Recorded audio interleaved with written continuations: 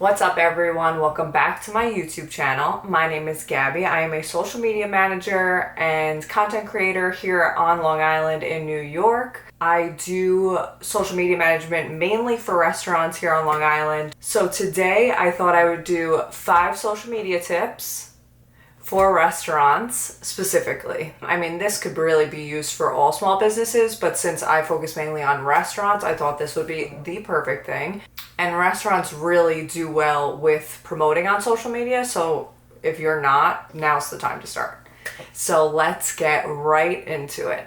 Okay, so the first tip number 1, is to hire a social media manager. Now, I know that you didn't click on this video for me to just say that, but I mean, you are a restaurant owner, you're a business owner, you are doing 9,000 different things a day, and this does not need to be one of them. Social media management is a full-time job. I mean, you have content creation, which is, making graphics, photography, videography. You have to know how to use Photoshop for the most part, Lightroom, different apps on your phone. So there's so many things with just content creation in itself. And then we go into everything else with hashtags, using trending sounds for reels.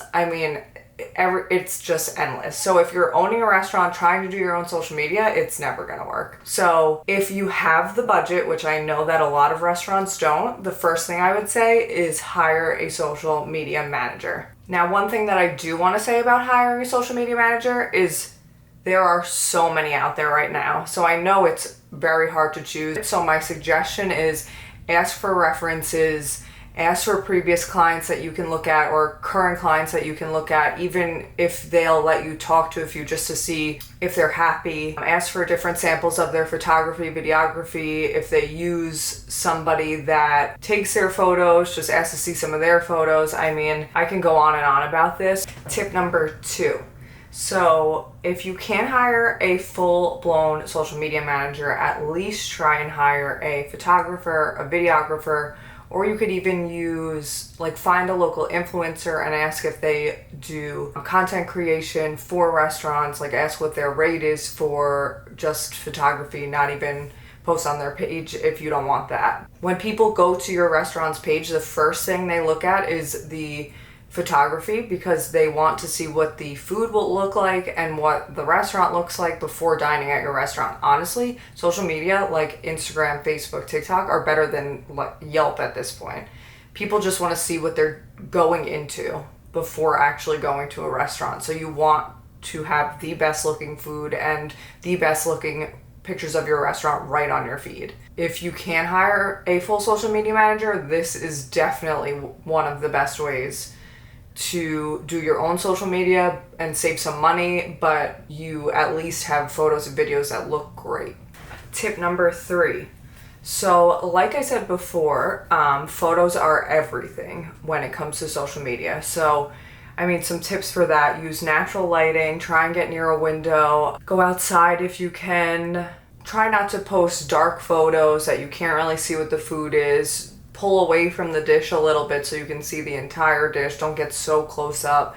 There's just some things. If you're not completely sure, you could always go to some different pages that look really nice and you can see how they took the photos. Even, if you really, really have to, if you have a younger employee in the restaurant, they might be able to take some photos and know if they look okay and put them up. But my number 1 rule, if you're going to run your own social media, is still use pictures of food, of bartenders making drinks, of chefs in the kitchen, of just the restaurant in general. Don't clutter your feed with text posts. When people go to your feed and they just see text posts everywhere, they immediately leave because they're like, well, I don't know what the food looks like. I don't know what the restaurant looks like. So that is the number 1 tip. That doesn't mean that you can't put up text posts with your specials, happy holidays, things like that. Just don't clutter your entire feed. Break it up with some food posts, like I've said, and just things like that, because people want to see that. You're trying to get people to continue looking at your feed so that they're like, oh, I want to go to this restaurant. Tip number 4 Right now, video content is everything. I mean, you can read that anywhere on the internet. So Reels, TikTok. For Instagram, they're saying right now that Reels are the way to reach new people that aren't already following you. If you post photos, they don't reach as many new people. So videos are fully the way to go right now. This means you can do videos of just the inside of the restaurant, videos of, once again, a bartender making a drink, the chef making some food. If you're an Italian restaurant, do some chicken parm. I mean, people love cheese. That's just like a given. Everyone loves cheese. So anything cheese will probably do well. But that's like a big one. So if you don't have good lighting, something that I can recommend, and I'll link it in the comments below, you can get a small little LED light. I don't have one here with me right now. A small little LED light. It's like teeny handheld that you can hold over the food just to get the lighting good in the kitchen so that it makes the food look great.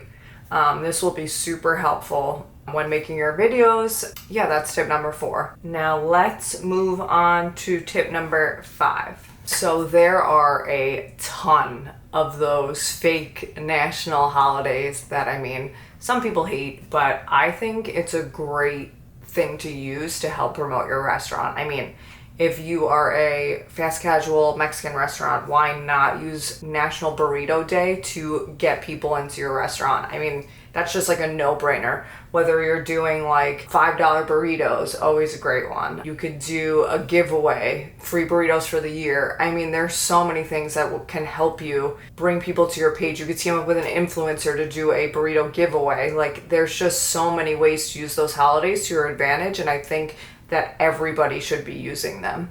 I mean, they're given to us. Why not use them? And people get excited about them, so might as well. That is tip number 5. That one's a little bit shorter. There's so many more tips that I could throw out there for restaurants specifically, but for, I mean, just social media in general. If you want me to go into anything else specifically, just comment down below. I will be back next week with another video, so I hope you liked this one. Please like and subscribe the video. Give it a comment if you liked it. If you didn't like it, it's really fine, whatever you want to do. But thank you again. I will be back next week with another video.